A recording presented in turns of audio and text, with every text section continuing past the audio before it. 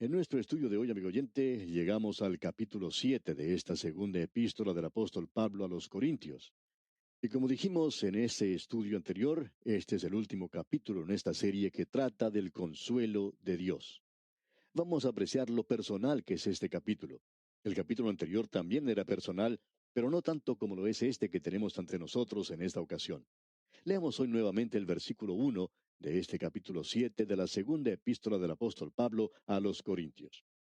Así que, amados, puesto que tenemos tales promesas, limpiémonos de toda contaminación de carne y de espíritu, perfeccionando la santidad en el temor de Dios. Permítanos decirle, amigo oyente, que necesitamos notar que cuando Pablo está hablando de tales promesas, se está refiriendo a algo que ha dicho antes a los creyentes en Corinto. Estas promesas de las cuales él ha estado hablando han sido mencionadas ya en el capítulo 6, en los dos últimos versículos. Y vamos a leerlos una vez más para refrescar nuestra memoria.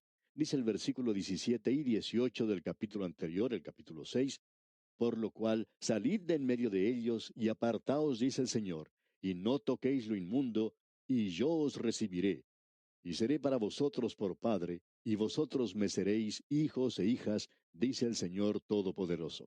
Esta era la promesa. Pablo no está diciendo aquí que si usted no se aparta va a perder la salvación. Lo que está diciendo aquí es que si usted no se aparta, si no se separa y vive una vida limpia, Dios no puede tratarlo como si fuera su padre. Vimos en nuestro programa anterior la ilustración de un padre que tenía un hijo que se había distanciado y que este padre lo quería tratar como su hijo, pero no podía hacerlo. Este hijo se había distanciado, tenía problemas y dificultades, pero no podía aceptar que su padre se acercase a él. Y entonces el padre no podía actuar como el padre del muchacho. Ahora eso es lo que Pablo está diciendo y que Dios dice por medio de esta epístola de las promesas que ha hecho. Que Dios nos quiere tratar como nuestro Padre. Muchos de nosotros no conocemos por experiencia el Padre maravilloso que Él puede ser, porque no le damos la oportunidad. No permitimos que Dios sea nuestro Padre. Él quiere serlo. ¿Cómo podemos hacer esto? Bueno, dice este versículo 1, así que, amados, puesto que tenemos tales promesas, limpiémonos de toda contaminación de carne y de espíritu. Ahora, ¿cuál es la diferencia que existe entre los pecados de la carne y los pecados del espíritu? Tenemos aquí cosas de las cuales tenemos que separarnos y son cosas que él ha mencionado. Estos son pecados, por supuesto, que cometemos en el cuerpo, en estos cuerpos nuestros. Tienen que ver con deseos impuros, apetitos desenfrenados, borracheras, glotonería, libertinaje, afectos equivocados, deseando tener hoy las cosas malas. Estos son los pecados de la carne. Estas son las cosas sucias, inmundas. Y usted y yo, amigo oyente, estamos viviendo en un mundo en la actualidad que está tratando de darle respetabilidad a los pecados de la carne. Podemos usar una ilustración aquí hablando del licor.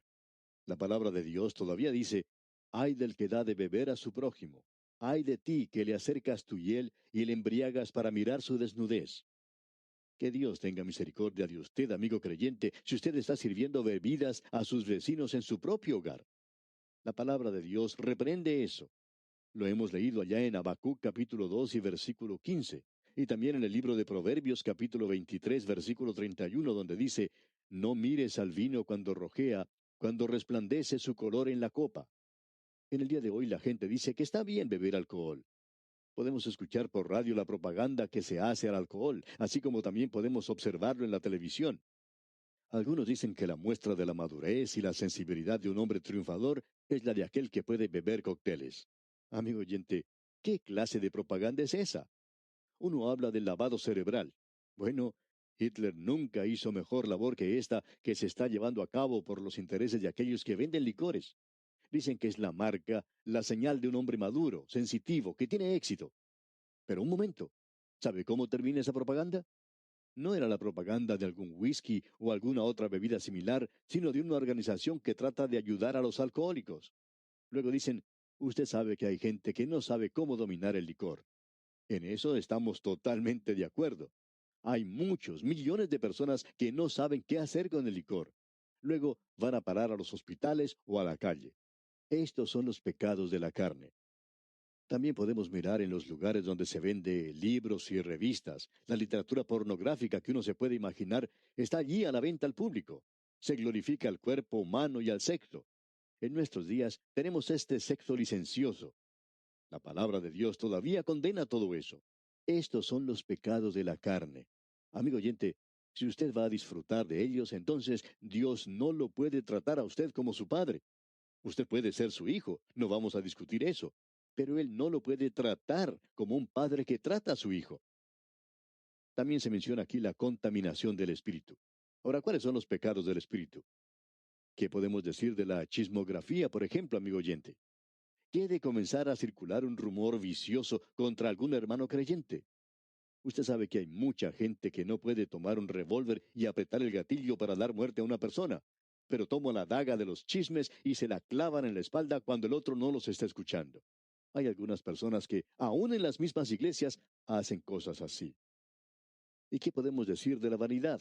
Uno puede ver a una mujer que está por hablar en una clase bíblica que pasa mucho tiempo arreglándose para aparecer lo más hermosa y bien arreglada posible. Ahora no queremos que nos entiendan mal, por favor. No estamos en contra del arreglo personal. Cierta señora preguntó en una ocasión si nosotros creíamos que era pecado usar un poco de arreglo, a lo cual le contestamos a esa señora en particular que para ella no sería un pecado, que a ella eso le hacía mucha falta. Pensamos que los creyentes deben lucir lo mejor posible siempre. Ahora, algunos de nosotros, pues, no tenemos mucha presentación personal que digamos. Pero la vanidad, amigo oyente, ajá, qué gran pecado es ese. El orgullo, estos son pecados del espíritu. El engreimiento, la incredulidad, todos estos son pecados del espíritu.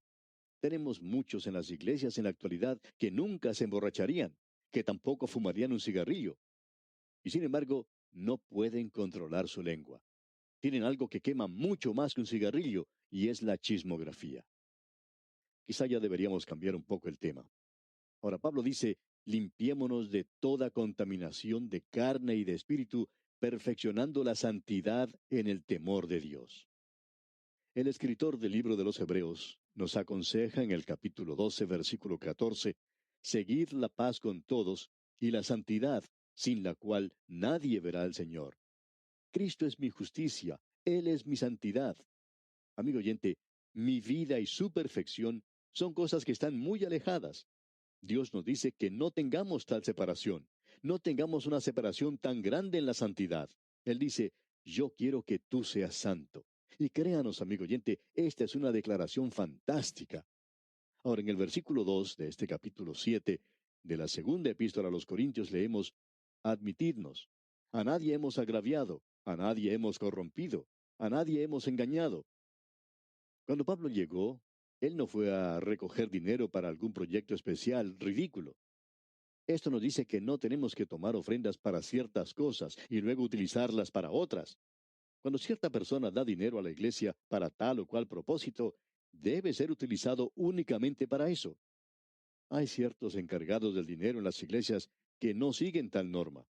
Pablo podía decir, amigo oyente, a nadie hemos corrompido, a nadie hemos engañado. Y cuánto quisiéramos que muchos de los creyentes en la actualidad pudieran decir eso. Ahora en el versículo 3 leemos, no lo digo para condenaros, pues ya he dicho antes que estáis en nuestro corazón, para morir y para vivir juntamente. ¿Cómo amaba Pablo a esta gente? Ahora notemos lo que dice en el versículo 4. Mucha franqueza tengo con vosotros, mucho me glorío con respecto de vosotros. Lleno estoy de consolación, sobreabundo de gozo en todas nuestras tribulaciones. Esto es en realidad algo muy bello. Y creemos que necesitamos saber algo de lo que había sucedido antes para poder entender esto, porque quizás usted, amigo oyente, nos sintonizó un poco tarde al llegar a este punto. Pero necesitamos reconocer que Pablo, en su primera carta a los Corintios, les había escrito de una manera, bueno, bastante dura. Lo vimos cuando estudiamos la primera epístola a los Corintios. Pablo los había llamado criaturas, niños en Cristo, creyentes carnales, y existía entre ellos una inmoralidad tremenda. Y él dijo, eso que está ocurriendo allí, lo tienen que quitar, eso lo deben hacer ahora mismo. Y ellos lo hicieron. Cuando Tito se reunió con el apóstol Pablo en Filipos, le contó lo que había sucedido, que la iglesia había tratado ese problema y que el hombre se había arrepentido. Luego Pablo les escribió y les dijo, vosotros más bien debéis perdonarle y consolarle, para que no sea consumido de demasiada tristeza, por lo cual os ruego que confirméis el amor para con él. Pablo piensa en todo lo que les ha dicho en esa carta, y quizá piensa que no debería haber escrito una carta en términos tan duros como lo hizo. Quizá piensa que debería haber ido personalmente. Él medita profundamente en todo esto. Usted recuerda que cuando él se fue de Éfeso a Troas, esperó allí para que regresara Tito, pero éste no lo hizo. Él se está reprendiendo a sí mismo y luego fue a Filipos y allí Tito se reúne con él y le trae un informe desde Corinto. Ahora alguien quizá diga, bueno, yo pensaba que ustedes creían que la escritura era inspirada verbalmente y que Pablo estaba escribiendo bajo la inspiración de Dios en su primera carta a los Corintios. Por supuesto, amigo oyente, que así lo hizo. Es la palabra inspirada de Dios. Yo creo eso con todo mi corazón. Pero entonces usted me pregunta, ¿cómo puede entonces Pablo reprenderse a sí mismo? Bueno, él era humano, pero Dios le había inspirado para que escribiese de esa forma. Y Dios lo está inspirando a que escriba aquí para permitirnos a usted y a mí conocer lo humano que era Pablo. Y luego lo tierno, dulce y amante que es para que usted y yo tratemos de ser como Él es. Amigo oyente, tenemos aquí una gran lección para cada uno de nosotros. Luego él recibe la carta de ellos y dice, lleno estoy de consolación, sobreabundo de gozo en todas nuestras tribulaciones. Quizá hay alguna persona que nos está escuchando en este momento que debiera sentarse a escribir una carta a una persona a quien ofendió de alguna manera hace mucho tiempo. Si esa persona es usted, amigo oyente, escríbale a su amigo o amiga y dígale que lo siente mucho y que quiere que todo sea arreglado ahora. ¿Sabe lo que esto puede hacer? Le va a dar a esa otra persona una gran alegría, la puede llenar de gozo. Y amigo oyente, nosotros necesitamos obrar de esta manera. Pablo está hablando aquí de una manera muy personal. Quizá nosotros deberíamos volver nuestras cabezas y ni siquiera leer esto que es tan personal. No estamos seguros de que Pablo haya pensado en este punto, el que nosotros estaríamos leyendo sus cartas de esta forma. Pero él continúa diciendo aquí en los versículos 5 y 6 de este capítulo 7 de su segunda epístola a los Corintios, porque de cierto, cuando vinimos a Macedonia, ningún reposo tuvo nuestro cuerpo, sino que en todo fuimos atribulados. De fuera, conflictos, de dentro, temores. Pero Dios, que consuela a los humildes, nos consoló con la venida de Tito. Como usted puede apreciar, amigo oyente, aquí Dios utilizó a otro hombre para consolar a Pablo. Y usted puede ayudar a algún santo de Dios, amigo oyente. ¿Cuándo fue la última ocasión en que se acercó a su predicador y le dijo, hermano, yo he estado orando por usted? Yo sé que usted ha estado trabajando mucho y que está siempre firme en las cosas de Dios. Yo quiero decirle que estoy a su lado. Créame, amigo oyente, que él va a apreciar esto en gran manera. Lo apreciaría si es esa clase de predicador, y si no lo es, entonces no lo haga. Veamos ahora una vez más lo que dice el versículo 6 y la primera parte del versículo 7. Pero Dios que consuela a los humildes nos consoló con la venida de Tito, y no solo con su venida, sino también con la consolación con que él había sido consolado en cuanto a vosotros. Ustedes consolaron a Tito y Tito me consoló a mí, dice Pablo. Y continúa en la segunda parte del versículo 7, haciéndonos saber vuestro gran afecto, vuestro llanto, vuestra solicitud por mí, de manera que me regocijé aún más. Cierto radioyente le escribió a un hermano suyo diciéndole que había estado escuchando estos programas y que él había recibido a Cristo como su Salvador. Ahora este hombre no escribió directamente al programa para contar eso, sino que le escribió a un hermano suyo y éste nos informó a nosotros. Pero todo esto nos da mucho ánimo a nosotros, nos hace ver, amigo oyente, y pensar también que es algo que deberíamos continuar haciendo, es decir, continuar con este programa radial como lo hemos expresado en tantas ocasiones. Ahora escucha lo que Pablo está diciendo, haciéndonos saber vuestro gran afecto, vuestro llanto, vuestra solicitud por mí, de manera que me regocijé aún más. Amigo oyente, usted no debería evitar el decirle algo hermoso, algo amable, algo que le dé ánimo a otra persona. Su lengua no se le va a caer si usted dice algo amable y cariñoso. Ahora, en el versículo 8 y en la primera parte del versículo 9 dice, porque aunque os contristé con la carta, no me pesa, aunque entonces lo lamenté, porque veo que aquella carta, aunque por algún tiempo, os contristó. Ahora me gozo, no porque hayáis sido contristados, sino porque fuisteis contristados para arrepentimiento. Usted puede apreciar, amigo oyente, que el arrepentimiento y el derramamiento de lágrimas no son la misma cosa. Pueden ir juntas, pero no son lo mismo. Y el versículo 9 concluye diciendo, porque habéis sido contristados según Dios, para que ninguna pérdida padecieseis por nuestra parte. Escuchemos ahora el versículo que sigue porque es muy importante. El versículo 10 de este capítulo 7 de la segunda epístola a los Corintios dice, porque la tristeza que es según Dios produce arrepentimiento para salvación, de que no hay que arrepentirse, pero la tristeza del mundo produce muerte. ¿Qué es un arrepentimiento verdadero? El arrepentimiento es un cambio de mente. El único arrepentimiento que el Señor Jesucristo le pide a los perdidos está en la palabra creer. Cree en el Señor Jesucristo. ¿Qué es lo que pasa cuando uno cree? Pues bien, cuando uno ve lo que Pablo está diciendo a los tesalonicenses, puede darse cuenta. Dice, ¿cómo os convertisteis de los ídolos a Dios? Este fue un cambio de mente. ¿Pero cómo ocurrió eso? Ellos primero se volvieron a Cristo. Pablo llegó, pero no lo hizo para predicar contra la idolatría. Él predicó a Cristo, y cuando él predicó a Cristo, ellos se volvieron a Cristo, pero habían sido idólatras. Ahora, cuando ellos se volvieron a Cristo en fe, ¿qué fue lo que ocurrió? Se volvieron de los ídolos y al hacer eso mostraron arrepentimiento. Ahora, eso es para los incrédulos. Yo no sé si Dios quiere que nosotros enfaticemos el arrepentimiento de los que no son salvos. Él quiere que enfaticemos a Cristo. Pero para los creyentes dice que se deben arrepentir, es decir, si usted se está dirigiendo por un camino equivocado.